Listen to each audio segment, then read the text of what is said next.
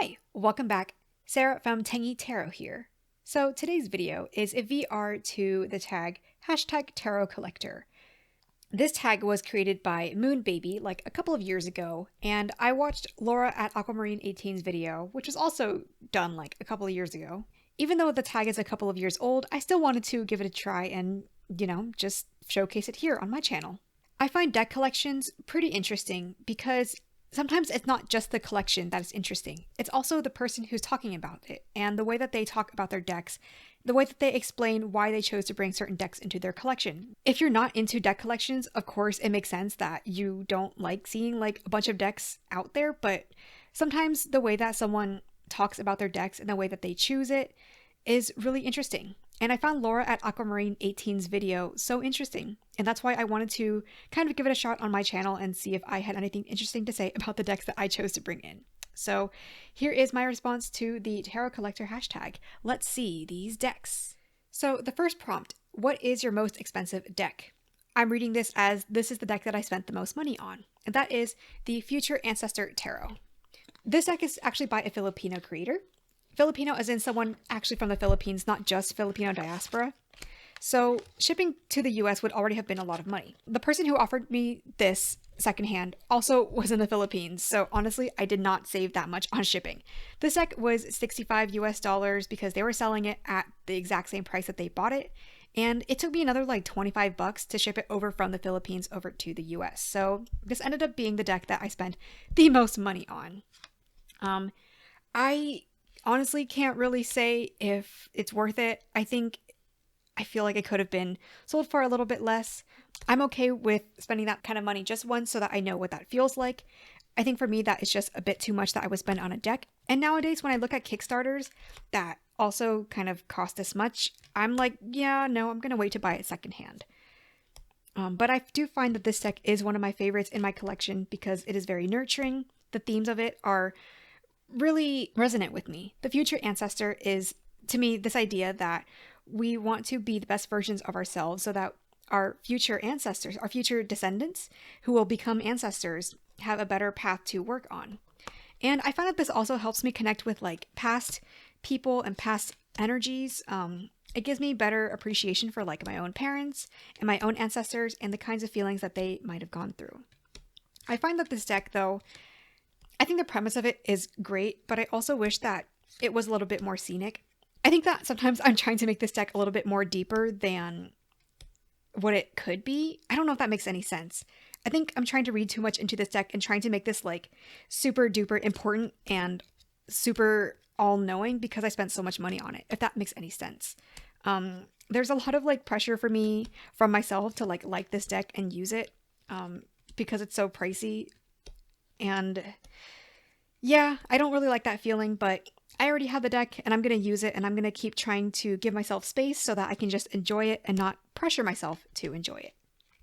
So this is my most expensive deck, the Future Ancestor Tarot at $65 plus, let's say $25. The second prompt is your least expensive deck.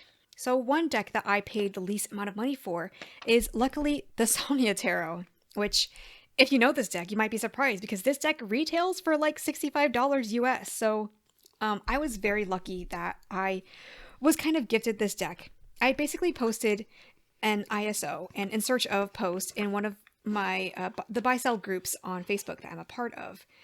And someone, actually this was in Lisa Pepez's supportive tarot group. And someone so graciously reached out to me and mentioned that they were willing to sell the deck to me, but just for the cost of shipping. So I only paid like 10 bucks for this deck that normally costs $65 from the artist, from the creator himself. So I'm very, very grateful that this deck was gifted to me at such a low cost. I do want to say that I have done the same for many people. I'm a part of a certain witchcraft tarot server that I really enjoy. And I've also gifted many of my own decks to other people that way. Like I am done with this deck. I just want to pass it on just for the cost of shipping. So I really appreciate that kind of feeling, and I appreciate people out there who are willing to just gift decks to strangers on the internet like this. So I'm so appreciative.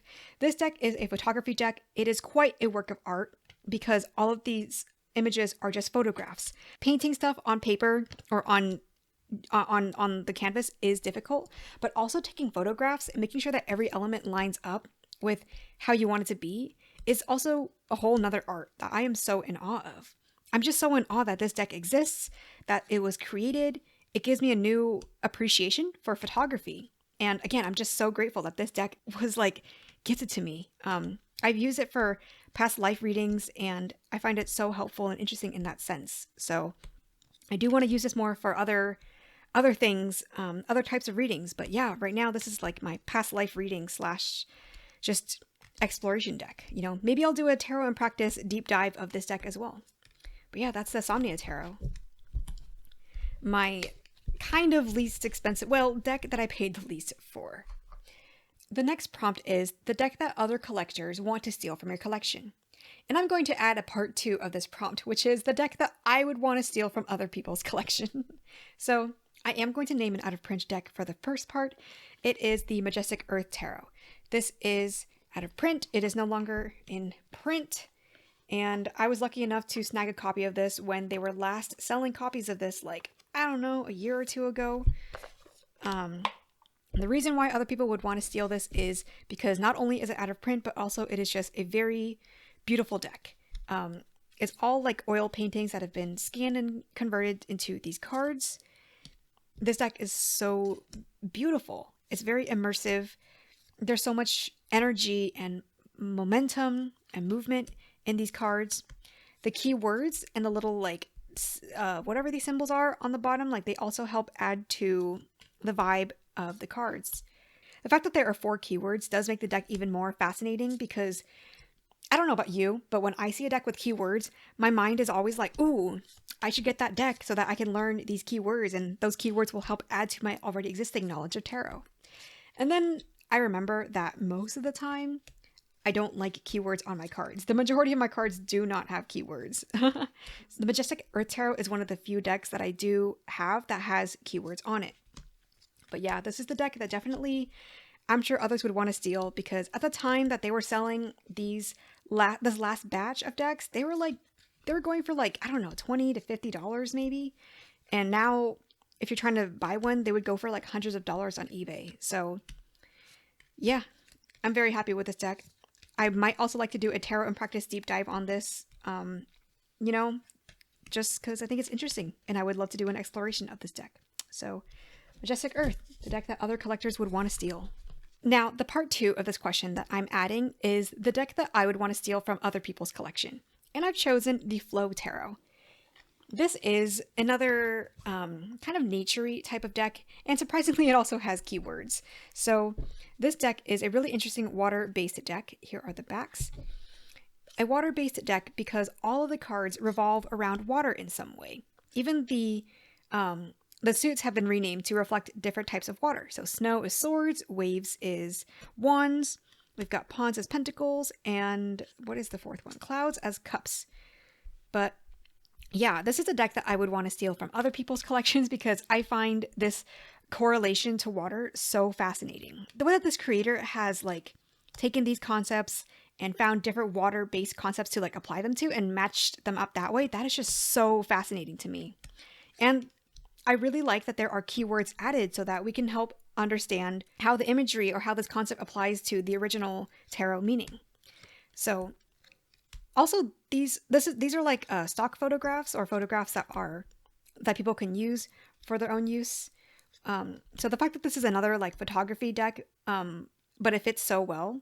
What I mean to say is the Majestic Earth Tarot is a deck that features pre-existing artwork. So these paintings have already existed and someone just took them and applied them to tarot cards. So that's what this creator also did with the Flow Tarot here. They took these already existing photographs and just applied them to these tarot meanings, or correlated them with these tarot meanings. So yeah, this is a deck that I would want to steal from other people's collections because I think it's so fascinating, and the way that the keywords and the tarot concepts and the photos and the water imagery and ideas all match up together is just so satisfying to me. So that's the Flow Tarot. The next prompt is your strangest deck. And this one for sure is the strangest deck in my collection so far. It is the Spectro World Tarot. I just bought this and received this just a month ago, so it's still very recent, and I haven't played with it or done too many readings with it yet. It is definitely the strangest deck I've got by far. Look at these colors. I wonder if you can tell by the box already just how different this deck is from other types of tarot and oracle decks out there. This deck features no people, but it does feature a variety of colors. It's a color barfing kind of deck. Yeah, no people, no animals really, just colors and colors and colors. I've looked at this on camera through walkthroughs and it looks very, very busy. And when you get it in person, it is very busy for sure. But what I get to do in person that I can't do on camera is I can take a closer look at the cards. I can take a deeper look. I can look at the cards one at a time and I can just explore and let my mind wander and let my eyes wander all around the card at the different details. And when I get a chance to do it this way, the cards don't look as busy or as terrible anymore. This is definitely the strangest deck because I've never ever seen a deck in my collection, of course, or on the internet that is so loud. But I love it. The fact that I can still somehow feel some sort of energy and vibe, and I don't know, man, it's loud, but it makes me want to learn more. It's kind of maximalist, right? It makes me want to learn more. It makes me want to study it more. It makes me want to look for the details. It feels like a Where's Waldo type of like game or activity, except for I'm looking for the details in the card. I'm looking for like what exactly is being depicted here. It's so fascinating to me. And I'm really happy that I was able to get this and that I had the pleasure of looking at it. It is so interesting and so strange. I really love it. I am a huge sucker for rainbows, so I'm glad that I got the chance to pick this up, and I know I would love to do a tarot in practice, a deep dive on this deck sometime in the future, so that I can actually work with this deck and use it and get to know the inner workings, the actual details. It's so strange and so interesting to me. So yeah, the strangest deck in my collection so far is the Spectral World Tarot. The next prompt is the deck that other collectors are least likely to have in their collection. Now, I want to show a couple because why not? So one deck that I want to show is the Seams Tarot, SEAMS, the Southeast Asian Myths and Stories Tarot. This is a deck that I got from Vietnam when I was there earlier this year, so it feels extra fitting that I'm using a deck from Vietnam to house my own Southeast Asian Stories Tarot. I got this on Kickstarter a year or two ago, and they just released a second edition, like just last year. So I have the first edition. I like it enough. I did a couple videos on this one as well. This deck is one that I feel like other collectors are least likely to have because it features non-Western people. I feel like a lot of the time when we see foreign decks or decks from foreign countries or from foreign creators, they tend to be decks from France or the UK, maybe a couple of creators from Africa, but there are not many decks from Asia that I can see. And I feel like a part of that is also just access and like knowledge. I think that there are a lot of decks from the store called Tevada, Tevada, Tevada. They have a lot of decks from featuring Thai creators and other creators in Asia and Southeast Asia, but I don't feel like those decks are very common in collections that I see. I definitely just see a lot more enthusiasm for decks from France, from Europe, maybe from like Egyptian creators or Egyptian themes, but I don't see as many like Asian decks in other people's collections. The Seams Tarot, not only is this an Asian deck, but it also features Southeast Asian myths and stories. So I feel like even within the realm of Asia, people tend to, when people think of Asia, they tend to think of the big three like China, Japan, Korea. People don't really know a lot of these smaller countries, or not smaller, Southeast Asian countries like Singapore, Indonesia, Malaysia, Vietnam. I'm going to say we, because myself included, we don't know much about all of these different countries and different cultures. This deck is just really niche in a lot of ways. So it's Asian, it's specifically Southeast Asian, and it features stories and myths that most of us are not really familiar with. And so because people are not really familiar with it, it's possible that people are just kind of, what's the word? There's just barriers for how people can get into this deck and get more interested in this deck. Myself included, really. I feel like I also have trouble connecting with or wanting to use this deck because I'm only Southeast Asian diaspora. I didn't grow up with a lot of these stories and myths. And I'm also just not someone who really cares or reads much about stories and myths in the first place. I really enjoyed those things when I was a child, but somehow now as an adult, I don't really follow stories and myths a lot anymore. But I still have this deck, and I think that, a lot of people don't have this in their collection. But it's definitely worth exploring. It's definitely worth knowing that it's out there, if you're interested in foreign cultures and different myths and stories and legends. So that is one deck to feature, the Seams Tarot. Another niche deck that other collectors are not likely to have, in my opinion, is the Tower Takeover Tarot. This one was created in or after 2020, after the whole pandemic started and, people's lives were upended.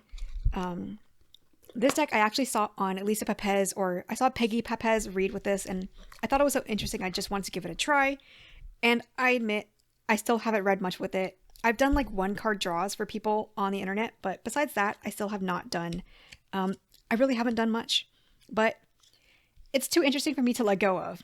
And I think that this deck is a niche deck that other collectors are not likely to have because, as you can see, it's clearly all towers. So there is, a very narrow reason or set of reasons why people might even reach for this deck. Myself included, like literally since I've had it, I have not used it very much, but I still have it because it's interesting and I still want to get to know it and I still want to find a place for it and a way to use it and integrate it into my tarot practice or readings seamlessly. Something I want to mention that I don't know if people have talked about is the fact that these characters are not just straight up ripped from the Rider-Waite-Smith tarot. They've actually been modified or redrawn some ways. We have some disability representation here. We have some different skin tones here. Here's a King of Pentacles in a wheelchair. We've got the Two of Swords. This person is clearly darker skinned.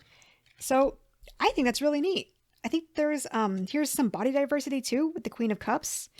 So I think that's like an extra thing that the creator honestly didn't really need to do, but I really love that they did. Here's the Justice card. That kind of looks like RBG. Maybe not. Anyway, Justice card, darker skinned. I love the diversity that the creator added in. They kind of didn't have to, but I love that they did, Here's a Page of Pentacles. I love that there's, some hair on there because the original Page of Pentacles was darker, had darker hair. So, oh yeah, diversity here too. I'm marveling at this deck. But yeah, this is a deck that other people are least likely to have. Honestly, myself included, I would not expect myself to have this kind of deck either, but I do really like that it's unconventional and it's different and it's a little wild and a little weird and I have no idea what to do with this, but damn it, I'm determined to keep it and figure out what to do with this. So that's the Tower Takeover Tarot. So the next prompt is the deck that you've had the longest or your oldest deck in your collection. So the deck that I have had the longest is the Way of the Panda Mini Tarot. However, it is currently on loan to a friend, so in the meantime, here's the Way of the Panda regular size tarot. But the Mini Tarot was my first deck that I bought in August 2020 when I first learned about tarot, first learned about Kim San's beautiful work, and a few months later, I ended up getting the regular size version. So again, I can't show you the mini version because it's on loan, so please have the regular version instead. This is a beautiful, beautiful deck. Ugh, I could say that about all of my decks, but really, this is just the deck that I will talk about the absolute most because, I could talk about it and it also speaks for itself. It is beautiful, it's vibrant, it's expressive.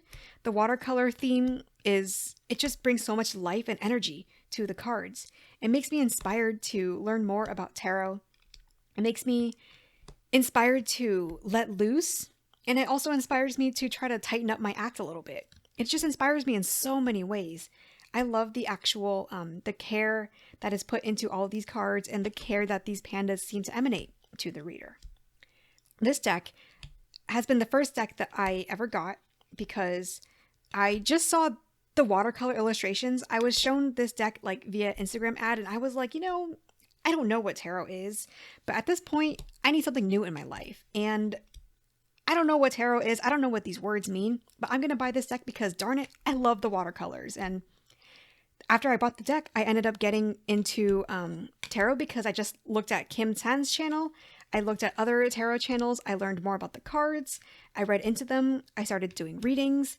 It was an interesting journey that I went on after this deck inspired me. So Oldest deck in my collection, by far. The Way of the Panda mini version, not the regular size version.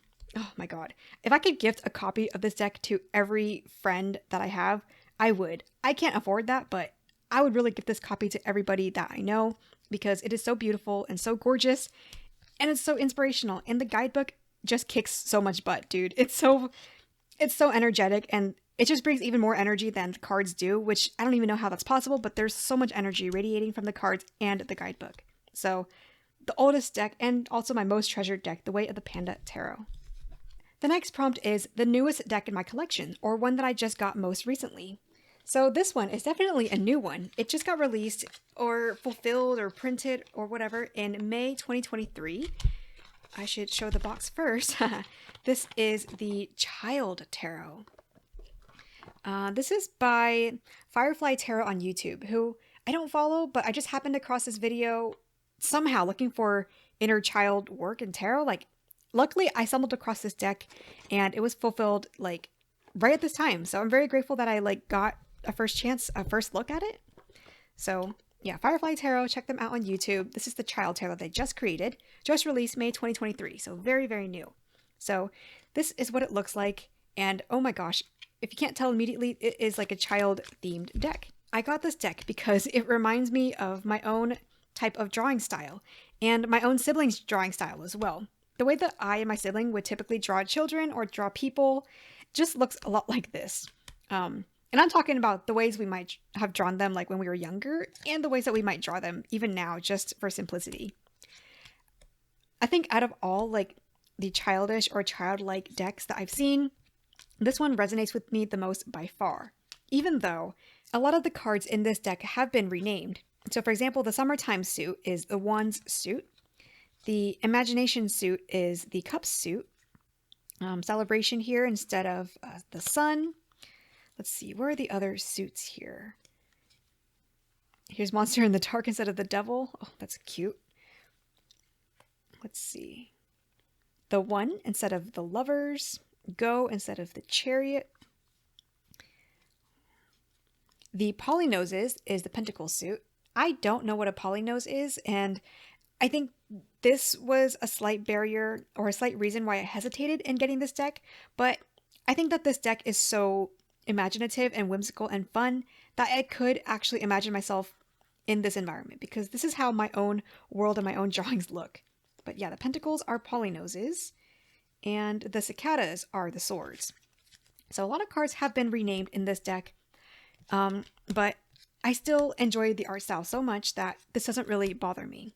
And I think that the way that the cards are illustrated is still so expressive that the words renaming doesn't really get to me.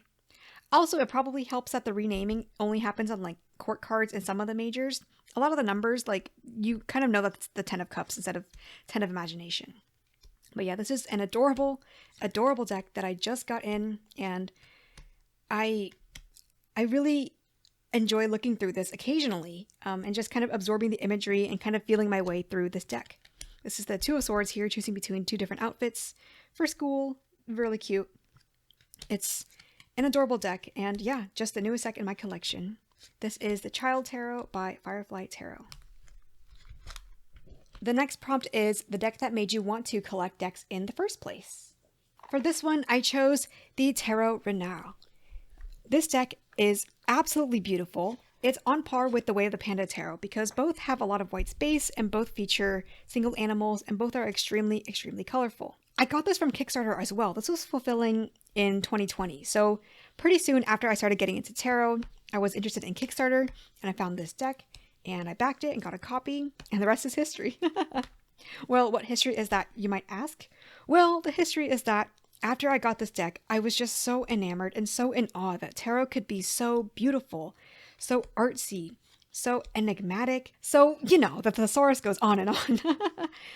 Just so beautiful in so many ways, so inspirational that I knew I wanted to keep going. I wanted to keep exploring different decks and seeing what they had to offer. I wanted to see just what the hype is about other decks. I wanted to see what other artists could come up with for other decks. This is another big part of why I tend to support more indie creators and indie artists. I just find that there are so many artistic liberties that indie creators do with their decks that I just don't see in many mass market decks. Obviously, it's all personal preference, you know. If you like mass market decks, that's cool. I like a lot of them too. My preference just tends to be indie because I've never seen a mass market deck be so beautifully watercolored as this kind of indie deck is. So this Tarot Renal is like one of the reasons why I decided to start collecting decks and just keep going with supporting indie artists and seeing what else indie artists could create. So yeah, that's a deck that made me want to collect decks in the first place. And the last prompt here is my favorite deck, and hands down it is the Way of the Panda Tarot. And I've already gone through this deck a lot in an earlier prompt, so I don't want to belabor the point. It is just my favorite deck. How fitting that the Dream Space card ended up being on top. I did not plan this. This Way of the Panda deck is just my favorite deck because it's just so emotive, so expressive, so beautiful in so many ways. I just feel so calm and so happy looking at these pandas. I love how expressive and how smart this deck is. I love that this deck is not just all fluffy. It's not fluffy without a point. The point is the fluffiness is a way for us to cope with life. The fluffiness is a way for us to motivate ourselves to kick butt at life. It's very smart. And not so smart that it feels like intellectualism in a stifling way either. It's just so beautiful in so many ways. The Judgment card is one of my favorite cards here too. So my favorite deck overall, the Way of the Panda Tarot. And I debated trying to put in a different deck as an alternative because I've talked about this being my favorite deck for so many videos, but I just could not find a deck that compares to this being my favorite deck. I have other general favorites, but my favorite deck is truly just the Way of the Panda. I don't know how you did it, Kim, but this deck just really hits my heart in all the right places. So my favorite deck of all, the Way of the Panda Tarot.